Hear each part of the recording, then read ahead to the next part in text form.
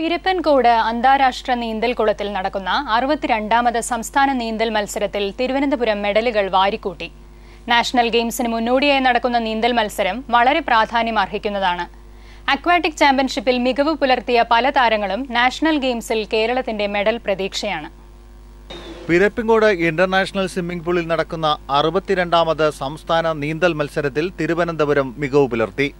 Water polo വനിതാ വിഭാഗത്തിൽ തിരുവനന്തപുരം തൃശൂരിനെ പരാജയപ്പെടുത്തിയപ്പോൾ ആൺകുട്ടികളുടെ വാട്ടർ പോളോ മത്സരത്തിൽ റെയിൽവേ ഇൻസ്റ്റിറ്റ്യൂട്ട് തിരുവനന്തപുരത്തെ പരാജയപ്പെടുത്തി.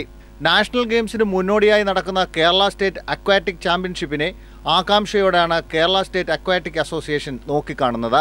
62ാമത് സംസ്ഥാന നീന്തൽ മത്സരങ്ങളാണ് ഇന്നലെയും ഇന്നുമായിട്ട് നടന്നുകൊണ്ടിരിക്കുന്നത്.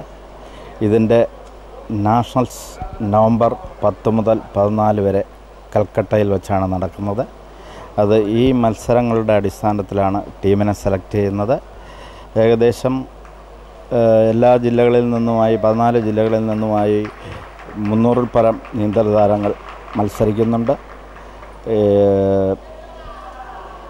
2 ദിവസത്തെ ഇന്നിപ്പം 5 മത്സരങ്ങൾ ബാക്കിയിരിക്കെ ഏകദേശം 17 റെക്കോർഡുകൾ തന്നെ വീണു കഴിഞ്ഞു.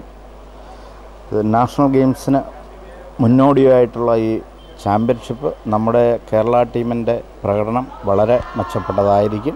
എറണാകുളത്തിന്റെ AS ആനന്ദ് കഴിഞ്ഞ വർഷം സ്ഥാപിച്ച സ്വന്തം റെക്കോർഡാണ് തിരുത്തി കുറിച്ചിരിക്കുന്നത്. പുരുഷ വിഭാഗം 1500 മീറ്റർ ഫ്രീ സ്റ്റൈലിലും 100 മീറ്റർ ബട്ടർഫ്ലൈ സ്ട്രോക്കിലും ആനന്ദ് സ്വന്തം റെക്കോർഡ് പഴങ്കഥയാക്കി. നാഷണൽ ഗെയിംസിൽ കേരളത്തിന്റെ മെഡൽ പ്രതീക്ഷ കൂടിയാണ് AS ആനന്ദ്. കഴിഞ്ഞ വർഷം 5 ഇവന്റ് റെക്കോർഡുണ്ട്. 1500 റേസിൽ, 800 റേസിൽ, 400 റേസിൽ, 200 റേസിൽ, 100 ഫ്ലൈ, ഇതെല്ലാം റെക്കോർഡ് തന്നെ. മെഡൽ വരുമെന്ന് പ്രതീക്ഷിക്കുന്നു.